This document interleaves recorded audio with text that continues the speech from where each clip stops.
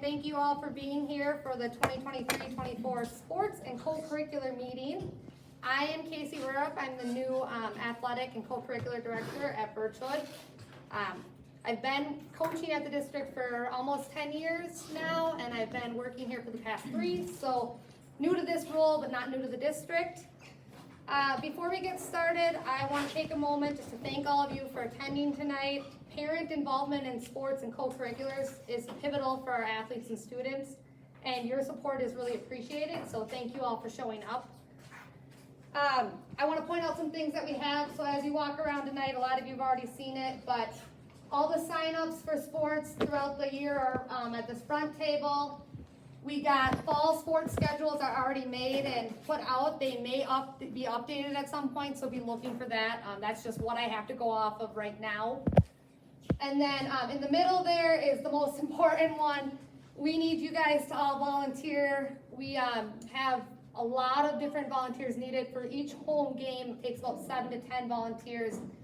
So the Booster Club, Mrs. Rhonda Schultz and I are asking for all of you to pitch in if you can and volunteer to sign up for some of these home games. So that's in the middle there. After the meeting, you guys can visit that again if you'd like to. We do have a lot of new and exciting things happening at our school this year, and some of that is in the athletic department. So I just wanted to take a moment to kind of introduce you guys to some of the coaches. I know a lot of you may know each other, but some of you might not. So some of our coaches are here. If you're here, you want to come up here quick. So, do you want to go? Quick. Mr. All right. Okay, so I will introduce myself, and then they can introduce themselves and maybe say a few things if they'd like, and then I will talk about some of the people that are not here as well. But I am Casey. I am the head varsity girls basketball and volleyball coach. So if you're playing volleyball this year, you will see me. Okay, I am Amber Sandstrom. I am the new JV coach this year. Eric Rodemaker. I teach high school social studies, and I'm also going to be the boys JV coach, basketball. Adam Sansas, middle school boys basketball coach. I'll be doing. Jason Ufferman, varsity football. Tucker Fee, varsity football. So these guys are here. If you guys have questions after the meeting and you want to talk to them about any of your practices or games, seek them out quickly and they can give you guys some, answers that you need. Mrs. Ashley Kongshog, the 5th grade teacher, she will be our new middle school volleyball coach. So she's not here. Joda Villers, who is our art teacher, is our middle school and high school cross-country coach. Rolf Clevin is the high school golf coach. Alex Gillis, our high school Phi Ed teacher, he is the varsity boys basketball coach. So some familiar things, but also some new. Is there anything else you guys want to say? Okay. All right, so that's all of our coaches, just so you guys got a little meet and greet there. I guess now let's get into the fun things. We're going to talk about this activities coach policy. Some of you may have grabbed it up at the front. It's up there. If you haven't, there's a copy online. Also, you can grab one here. But I'm going to go through, it's really long. I'm going to go through what I think is important that we're going to focus on, and then you guys can feel free to read it, and when you feel comfortable, you'll sign and turn it in. But basically, we just want to give everybody kind of our expectations so you know what you're going into when you sign up to play a sport or do a co-curricular here. The first thing is on the second page. I just am going to read this to you guys because it's a lot and it's just easier for me to read it to you. But training rules violations, this is for both athletic and co-curricular. No student may use or possess, distribute, or make available alcoholic beverages, illegal substances, paraphernalia, chewing tobacco, prescription drugs of others, performance-enhancing drugs, look-alike drugs, substances used in lieu of an illegal drug, example inhalants, smoking tobacco, Juul devices, vaping devices, or any other look-alike devices at any time during the student's activity or between successive activities in which the student participates. Whether school is in session or not, this includes times that the student's parents are present and the parents agree to allow the consumption or use of the substance. So even if your parents tell you you can drink and someone turns you in, you broke the athletic policy. So you're not allowed to do that. If you sign this agreement, there is no using of any of those substances. Reporting of violations for both athletic and co-curricular. All violations shall be reported to a school official within 45 calendar days of the incident. Any community member, person, adult, or student may report a rules violation. So if you see something, you can report it. I want to pull focus to the different levels of rule violations. There's a level 1, level 2, and level 3. I'm not going to read through every one of those, but basically as each thing gets more severe, so do the consequences. The disciplinary consequences it's like listed on here, you guys should read through, but the main point I want to point out is that if it's a level 1 first offense, the normal suspension is 1/3 of a season. However, if it's on your first offense and the athlete admits to offense when first questioned by the AD, the disciplinary action can be cut in half, will be cut in half. So just want to make sure you guys know it's important to be honest if this thing is to happen. So as I said before, there's different levels, and then there's also different offense levels. So if it's a level 1, your first offense, so on, as each level goes, the consequences get more severe. So I'm not gonna read through all those because there's a lot. There is a no quit policy, so students will not be able to purge or avoid a consequence by participating in only part of a sports season. So you can't quit in the middle of a season and then think your suspension has been completed. It's not. It'll pick up at the next sport that you choose to partake in. So you can't quit and purge any of your consequences.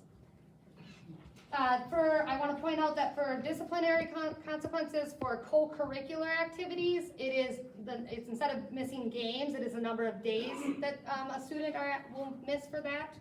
So, and that no quit policy also goes for co-curriculars as well.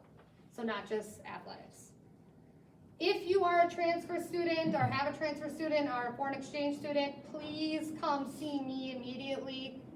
There's different things that these students have to fill out that we have to provide to WIA. So please let me know so we can make sure we have that and whatever we need. Academic eligibility, this is a really big one. We strive, grades matter here. They're important, academics come first. So I am gonna read this.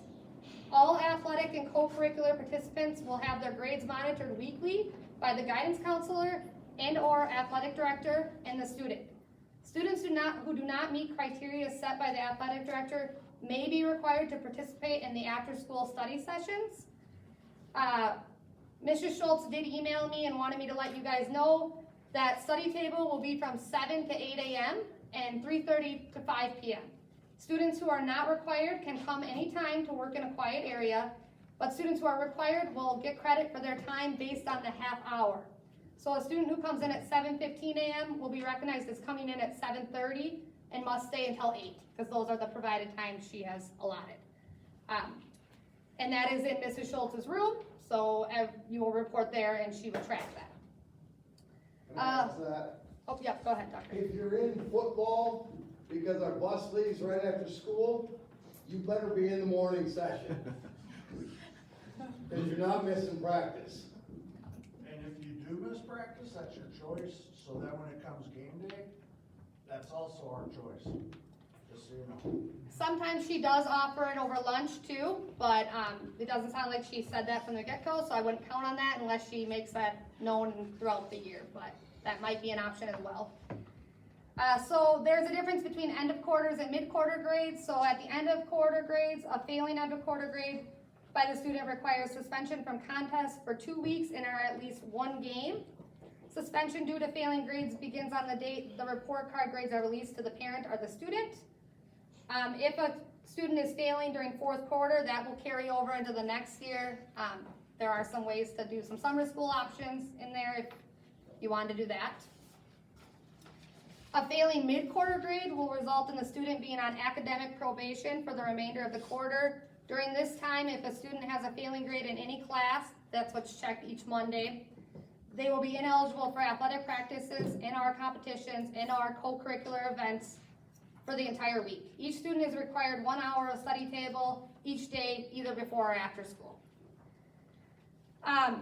Then the next thing, we've seen kind of a pattern in some students, not all of them, we have pretty good kids here, but we just want to point this out, that activity day and post-game day attendance are for both co-curricular and athletics. So that means in order to participate at an event, attendance in school at least the entire half day after lunch on a game day is required, unless the absence is excused by the coach, advisor, athletic director, or principal prior to the absence. Students are expected to be in the school for the full day following a contest. So we begin to see this if, say you have an away game at Northwoods and you don't come in the next morning because you want to sleep in, and then the next game you're away and you want to sleep in. If it becomes a pattern, that's a problem. You're expected to be here after all your games. So sports are a privilege. We want you in school, so got to be there. The next part, student behavior. I'm not going to hit real hard on this, but obviously we want you guys to represent our school well. So please have proper behavior. There's also disciplinary actions for behavioral issues as well. So not just the substance and all that. So just know that. Cyber narking, this is becoming an issue now with social media and cell phones and all that being so readily available. But we want to stress that you guys are not to have any phones in bathrooms, locker rooms, nowhere where anybody can be seen. You shouldn't be documenting or taking pictures of anything. So just know that's there, and that is against policy to be doing any of those things.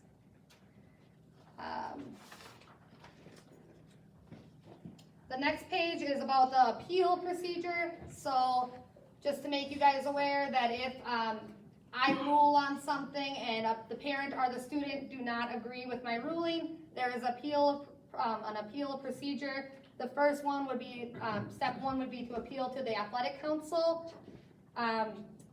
This must be done within 7 days of the initial ruling. And that basically consists of all the head varsity coaches and any of the advisors of the co-curriculars that the student is in. And then if the parent or student is not satisfied with the ruling of the athletic council, there's a step 3, which would then be to go to the school board to appeal that as well.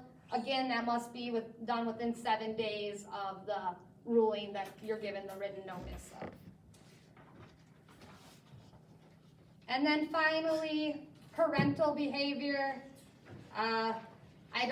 We don't normally have to stress this very much, but we want you guys to know that sportsmanship and trustworthiness, respect, responsibility, fairness, caring, and good citizenship is all important from our parents as well. You guys represent us just as much as our students do, and you're being role models for all of our youth. So just please be aware of that.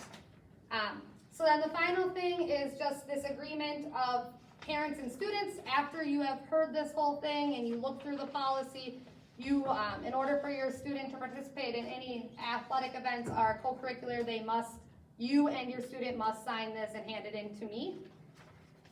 I don't know, is there any questions about that right away? No. Okay, then the final thing I wanted to talk about was that this activities policy agreement for parents and students must be signed and returned to me before any student in 5th through 12th grade can participate in any sports or extracurricular activities. Students and parents must also attend this meeting, or if your parents or your student were not able to attend, please email me or call me to set up a time to watch this recording so we can get that done as well. And then you must either have a physical or an alternate year card on file with me prior to practicing or participating in anything. So if you are unsure whether your athlete needs a physical or an alternate year card, please stop and see me after the meeting. I have the spreadsheet all here and I can let you know. Other than that, are there any questions? Okay, if there are no questions, then I would just like to remind you all to please visit the volunteer station again. We desperately need volunteers. And again, thank you all for coming tonight, and we look forward to seeing you shortly.